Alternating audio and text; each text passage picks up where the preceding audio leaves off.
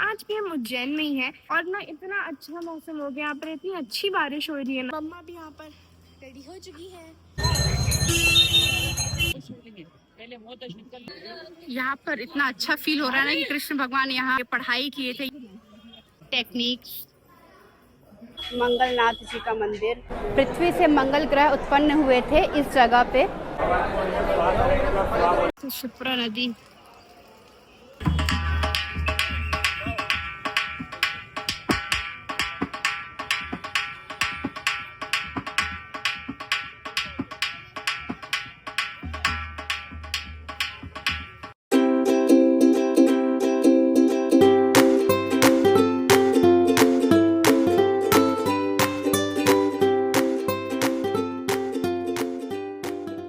Hello everyone, welcome to our new vlog. आप देख रहे हैं हमारी उज्जैन सीरीज़।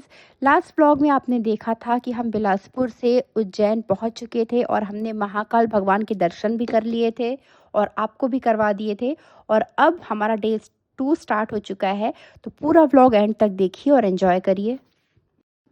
हम सब रेडी हो चुके हैं और अब आ गए हैं ब्रेकफास्ट के लिए। हाँ ये लोग दिख रहे हैं। अच्छा हो रही मॉर्निंग।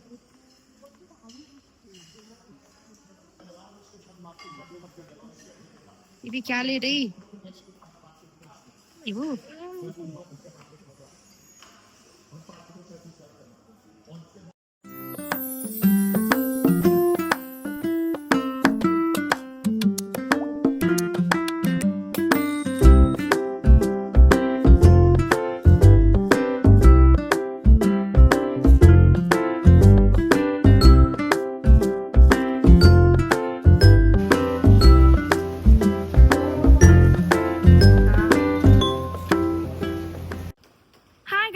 कैसे हैं आप सब? मैं काफ़ी अच्छी हूँ। आई होप आप सब भी अच्छे होंगे।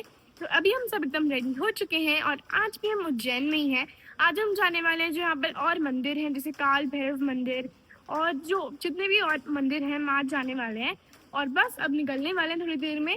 और ना इतना अच्छा मौसम हो गया, यहाँ पर इतनी अच्छी बारिश हो रही है ना। तो बस अब हम निकलने वाले हैं और ईवा भी यहीं पे। ईवा,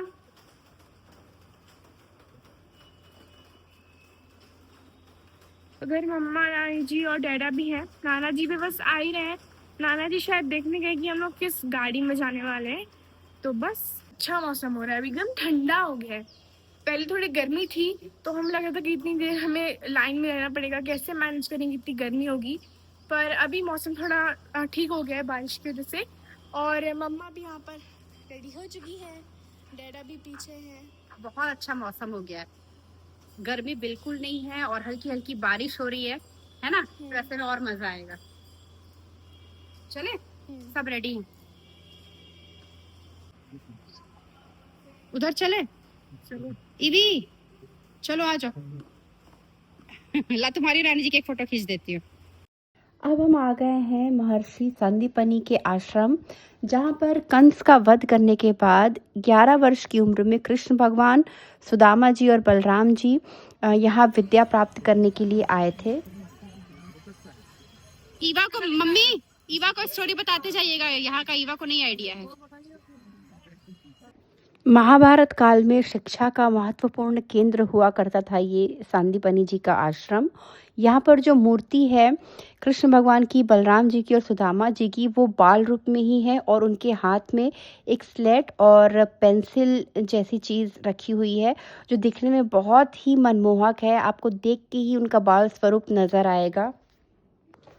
यहाँ पर सामने में ही एक शिवजी का मंदिर भी है। सामने आप देख सकते हैं, अभी तक आपने शिवजी के मंदिर में बैठे हुए नंदी जी देखे होंगे, बट यहाँ नंदी जी खड़े स्वरूप में है, जो बहुत ही रेयर है। कृष्ण भगवान और सुदामा जी की दोस्ती भी यहीं पर हुई थी। जो बच्चे मेरा व्लॉग देख रहे हैं, अगर उनको कृष्ण भगवान और सुदामा जी की स्टोरी पता है तो बहुत अच्छी बात है, अदरवाइज़ आप सर्च कर लेना, उनकी दोस्ती इसी जगह पे हुई थी। और जो चने की पोटली वाली स्टोरी है वो भी इसी आश्रम से हुई थी। सांदीपनी जी ने उनको भेजा था लकड़ी लाने के लिए इसी आश्रम से। तो ये सारा आप गूगल कर लेना, आपको पता चल जाएगा यहाँ के बारे में और ज़्यादा। यहाँ पर क्या लिखा हुआ है? कुछ लिखा हुआ नहीं है। ये जो आप कुंड देख रहे हैं ये गोमती कुंड कहलाता है। ऐसा कहा जाता है कि श्री कृष्ण भगवान जी अपने गुरुजनों के अनुष्ठान को और ईज़ी बनाने के लिए भारत की बहुत सी पवित्र नदियों के जल को इस सीढ़ीदार कुंड में लाके उन्होंने इकट्ठा किया था और इस कुंड के पानी को बहुत पवित्र माना जाता है। लोग अपने घर भी लेके जाते हैं इसे। यहाँ पर इतना अच्छा फील हो रहा है ना कि कृष्ण भगवान यहाँ रहा करते थे, पढ़ाई किए थे, ये फील करके ही बहुत अच्छा लग रहा है। बट ना फोटो वीडियो अलाउ नहीं कर रहे हैं अंदर।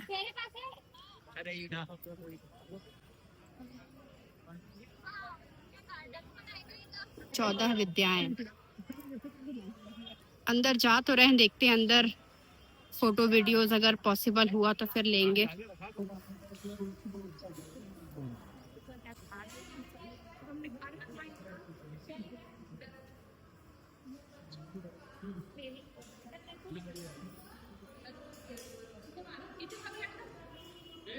ये सब है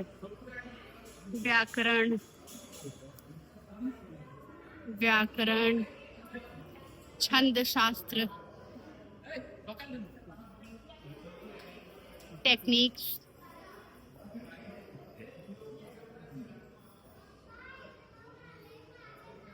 आयुर्वेद,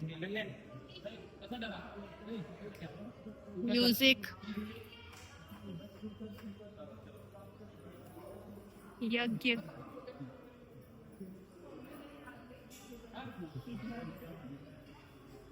अग्नि प्रधान, इधर है पुराण,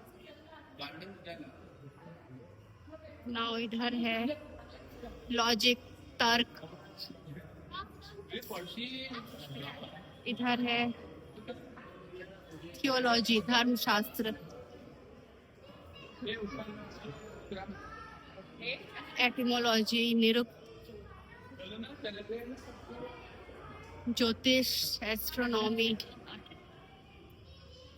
ये हो गई कलाएं जो कृष्ण भगवान ने सीखी थी अपने गुरु सांदीपनी जी से।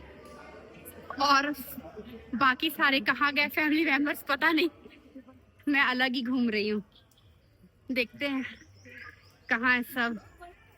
अच्छा मम्मी तो दिख गई। हाँ आ रही। अब आप जो आगे मूर्ति देख रहे हैं ये महाप्रभु वल्लभाचार्य जी की है। महाप्रभु ने पूरे इंडिया में यात्राएं की थी और यात्राओं के दौरान उन्होंने कई जगहों पे बैठकें की धर्म का प्रचार करने के लिए, और साथ ही साथ श्रीमद् भगवत का प्रवचन भी उन्होंने किया था। इन 84 स्थानों को बहुत महत्व दिया जाता है जहाँ पर उन्होंने अपनी बैठकें की थी। इनमें से कुछ बैठकें जो हैं वो महाप्रभु वल्लभाचार्य के जीवन से जुड़ी जगहों की है और कुछ जगहें जो हैं वो श्री कृष्ण भगवान के जीवन से जुड़ी हुई जगहें हैं। महाप्रभु जी की बैठकों में उज्जैन का स्थान महत्वपूर्ण है। यहाँ पर उन्होंने श्रीमद् भागवत कथा के साथ साथ पुष्टि मार्ग की दीक्षा दी थी लोगों को। यहाँ पर उन्होंने कई दिनों तक उपवास, जप और ध्यान किया था और यह स्थान आज भी साधकों के लिए ऊर्जा और भक्ति का मुख्य केंद्र माना जाता है। ऐसा कहा जाता है कि जब वल्लभाचार्य जी उज्जैन पहुँचे तब यहाँ पर लोग धार्मिक तौर पर कमज़ोर हो रहे थे। उन्होंने यहाँ पर भक्ति का दीपक जलाया, लोगों को श्रीनाथ जी की सेवा से जोड़ा और इसीलिए आप देख सकते हैं यहाँ पर श्रीनाथ जी की बड़ी सी मूर्ति भी लगी हुई है।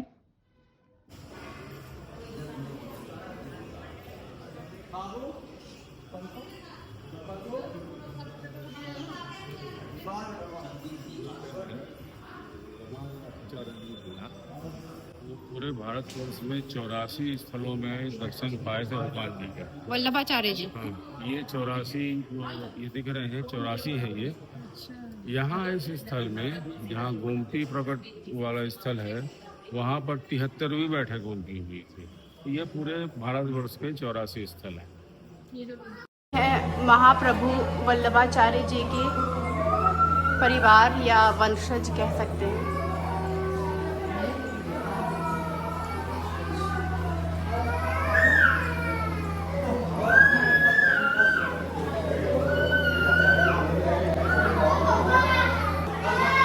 ये है महाप्रभु वल्लभाचार्य। गाय भी है यहाँ पर आश्रम में। इवा कृष्ण भगवान गाय चराने भी जाते थे, पता है? चलो अब लौटा जाए। कुछ ले रहे क्या मम्मी? देख रहे हैं। चलो चप्पल ले लेते हैं। चलो।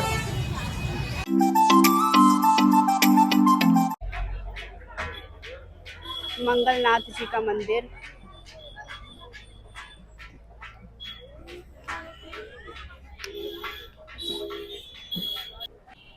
ये इंडिया का एकमात्र टेंपल है यहाँ पर। मम्मी, जो मैं फोटो बोल रही थी ना, वो यहाँ की है, इस जगह की है। हवन कुंड और ऐसे सब जगह की बोल रही थी ना। चलिए।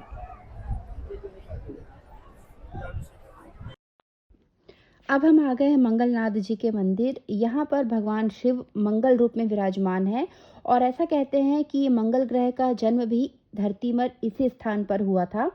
जिनकी कुंडली में कोई मंगल दोष है या और भी कोई समस्याएं हैं, वे यहाँ आकर स्पेशल पूजा करते हैं। और जब हम मंदिर में अंदर आए तो मंदिर में ऐसी कोई जगह नहीं थी जहाँ पर पूजा ना चल रही हो, चाहे काल सर्प दोष की हो या मंगल दोष की हो या कुंडली में किसी तरह के भी दोष हो। इन सब की यहाँ पर विशेष पूजा की जाती है। चारों तरफ लोग हवन करते नजर आ रहे हैं। ये नज़ारा ही अपने आप में बहुत सुंदर लग रहा है कि हर तरफ आपको हवन होता हुआ दिख रहा है। तो यहाँ आकर बहुत अच्छा लगा। हमने भगवान जी के दर्शन कर लिए बहुत अच्छे से। क्या हुआ? हाँ, लाइन तो है लंबी।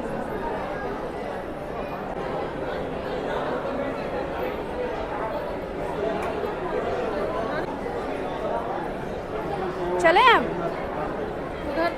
हाँ, बाहर चलते हैं। तो हमने दर्शन कर लिए मंगलनाथ जी के, भगवान जी के। स्कंद पुराण के अनुसार पृथ्वी से मंगल ग्रह उत्पन्न हुए थे इस जगह पे। मम्मी देखिएगा, स्लिपरी है।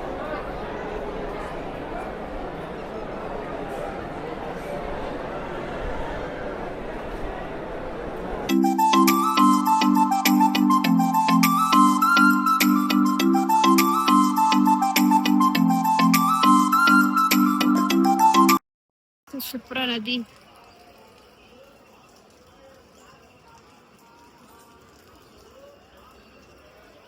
एक ऐसे खिंचा लो तो शिप्रा नदी का व्यू आ जाएगा पूरा। जाओ उधर, वहाँ नीचे जाओ, खड़े उधर।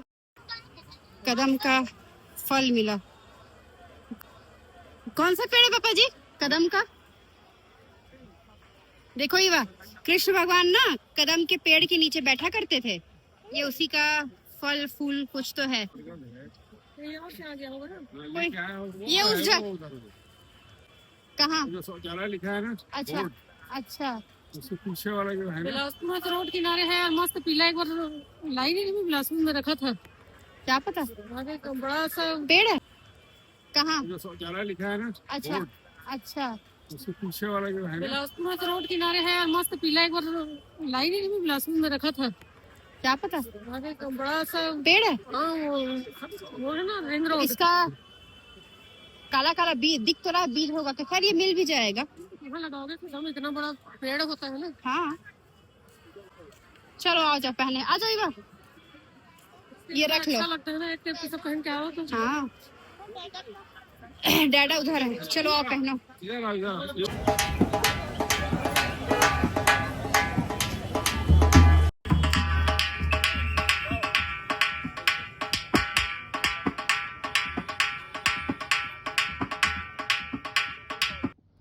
अब हम आ गए हैं काल भैरव जी के मंदिर। जब हम यहाँ पहुँचे तो बहुत बारिश हो रही थी, तो हम थोड़ी देर के लिए रुक गए और इस बीच हमने शिकंजी वगैरह भी पी लिया। थोड़ा सा रिफ़्रेशिंग हो गया हमारे लिए। बारिश काफ़ी देर होती रही, मौसम बहुत ठंडा अच्छा हो गया है क्योंकि आगे हमको बहुत लंबी लाइन में लगना है। हम डरे हुए थे कि अगर धूप रही तो कैसे मैनेज करेंगे बच्चों के साथ, और पापा जी मम्मी भी हैं साथ में। बट ऐसा कुछ भी नहीं हुआ, बारिश हो गई तो काफ़ी राहत हो गई हम सब के लिए। भैरवनाथ जी उज्जैन के रक्षक देवता माने जाते हैं। ऐसा कहा जाता है कि इनकी अनुमति के बिना महाकालेश्वर भगवान के दर्शन पूर्ण नहीं माने जाते। यहाँ पर इस मंदिर की विशेषता ये है कि यहाँ पर भगवान काल भैरव जी को शराब का भोग चढ़ाया जाता है। चढ़ाया जाता था एक्चुअली, क्योंकि अब इस पे बैन लग गया है। जब हम छोटे थे तब हमने खुद भी यहाँ पर प्रसाद स्वरूप शराब का भोग लगाया है और भगवान जी को उसका सेवन करते हुए भी देखा है। अगर आप भी कभी आए होंगे यहाँ पर तो आपने भी ज़रूर देखा होगा ये चमत्कार। बिल्कुल चमत्कार ही है, क्योंकि पुजारी भोग चढ़ाते हैं और देखते ही देखते वो शराब घट जाती है। ये हमने भी बचपन में जब हम यहाँ आए थे देखा हुआ है। हमको लगा था 2-3 लाइनें ही होंगी और वो धीरे धीरे क्रॉस करके हम मंदिर तक पहुंच जाएंगे, बट ऐसा नहीं हुआ।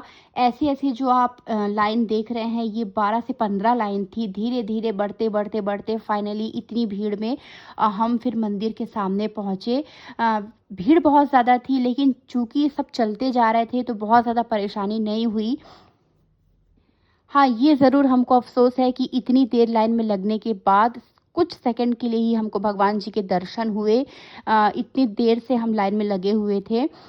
इसके पहले जब हम आए हैं, जब भी 3 से 4 बार उज्जैन पहले भी आए हैं, हर बार हमने बहुत अच्छे से यहाँ पर दर्शन किया था, बट इस बार बहुत कम दर्शन हुए।